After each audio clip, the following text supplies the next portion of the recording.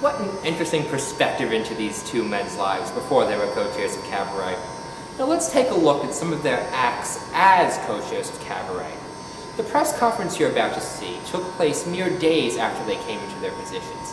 It was at this press conference that the Midnight Cabaret space program was formed. Now, Mike and Yoshi couldn't be there because they were called away on some urgent business. So filling in for them are their public relations assistants, Paul Ruffalo and Peter Reeves. And so we will be forming the Midnight Cabaret space program with the goal of landing a person on Mars by the end of 2008. Any questions? Yes, you.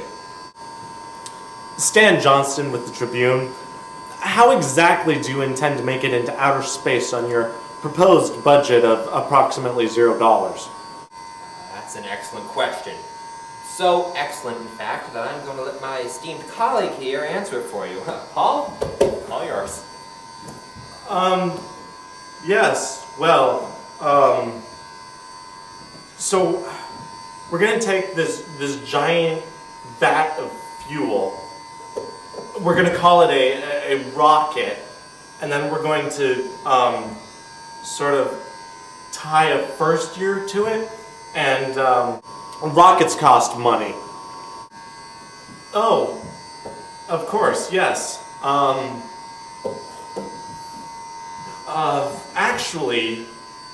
Actually, we were thinking in the direction of giant slingshot. Giant slingshots cost money. So they do.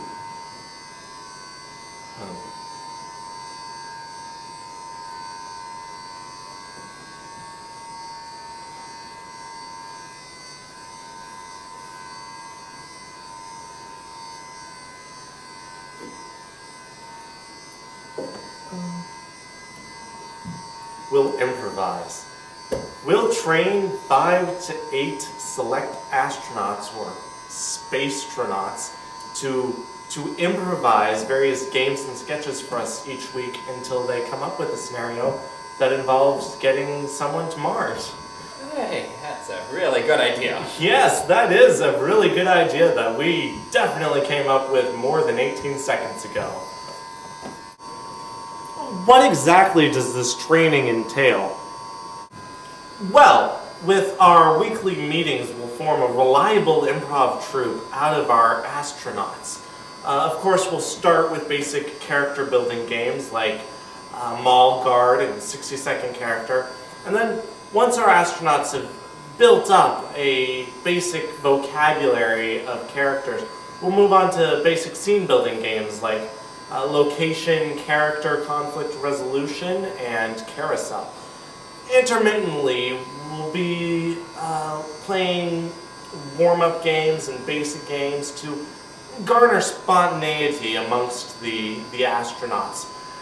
Games like Zip Zap Zop, Bibbidi Bibbidi Bop, and Zoom Schwartz will help to encourage sheer spontaneity amongst the astronauts, whereas games like Questions Only, What Are You Doing, and Story will help the astronauts to think more quickly and create on the spot.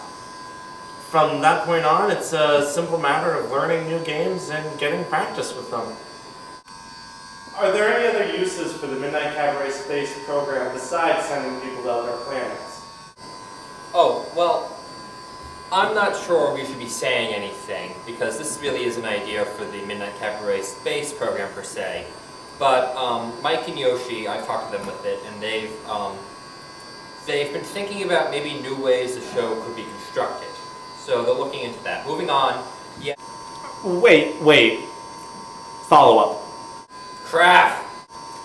What do you mean, new ways a show could be constructed? Okay, so Mike and Yoshi have heard a number of complaints about how the theme is currently structured, with the theme, the thoughts on the theme, and then piece ideas in the first meeting. And they've heard these complaints, they've synthesized it, and they've come up with maybe different ways a show could be run. Although the theme, thoughts on the theme and piece ideas is a valuable tool, they can understand how it makes people uncomfortable. So they're looking at new ways that this could be done. Uncomfortable how? That's a good question. I think my esteemed colleague here should answer that question. I disagree. I also disagree. He should not answer this question. What was the question again? The question was, how does the traditional form of writing for Midnight Cabaret make people uncomfortable? I see. Well, the complaints that they've gotten, the complaints that Mike and Yoshi have gotten, have been that sometimes people have trouble thinking on their feet or thinking quickly, which is really what the first meeting demands of them. And so sometimes they might think of a great idea on Wednesday or Thursday, or they might have a great idea that they're just not able to find a way to fit into the theme for that week. And really, what Mike and Yoshi are focused on, they are focused on any idea that gets the most people to contribute the most ideas. So if that means changing the construction of the show for a week or two, they will do that. But they've always been encouraged to present whatever idea they have, regardless of... I know what they're encouraged to do, Mr. Stanford. It's Johnston. But the point is that sometimes people have trouble presenting their ideas. And I'm not saying, nobody here is saying to get rid of the process, the current process entirely. We are just saying that Mike and Yoshi are looking for different ways of presenting the writing process so that more people can have more ideas. Mike and Yoshi did just that. Instead of presenting a word that the cast would come up with ideas from, they presented a situation which required the cast to think in different ways and come up with new ideas. And in presenting a situation for the cast, Mike and Yoshi learned very interesting things about the cast. Up to this point, they hadn't realized how interesting each and every person was.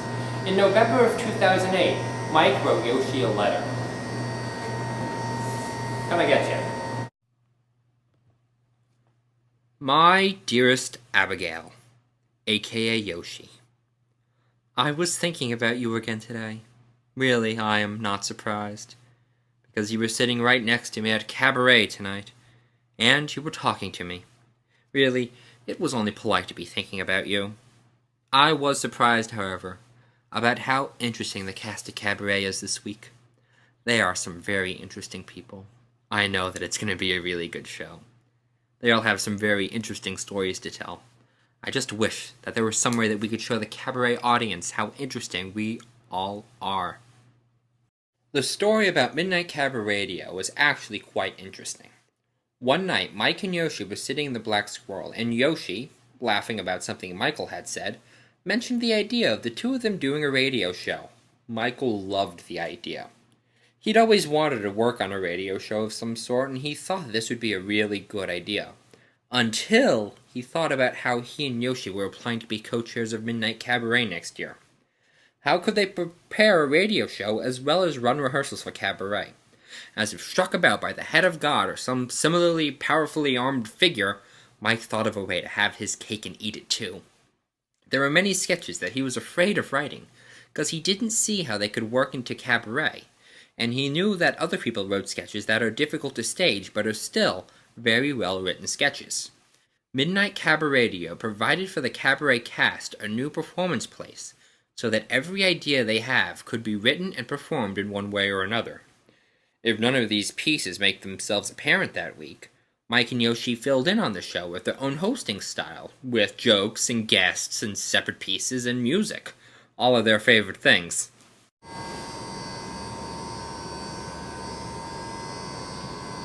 Wow, we've seen and heard some astounding things, but nothing quite equals what you're about to see. We have for you some actual historical footage from the epic land battle during the completely peaceful, not at all violent, but still militant takeover of Midnight Cabaret. What you're about to see is violent that all small children and people with weak constitutions should leave the room. And now, finally, for the first time on TV, the epic land battle that took place during the totally peaceful, not at all violent, but still militant takeover of Midnight Cabaret.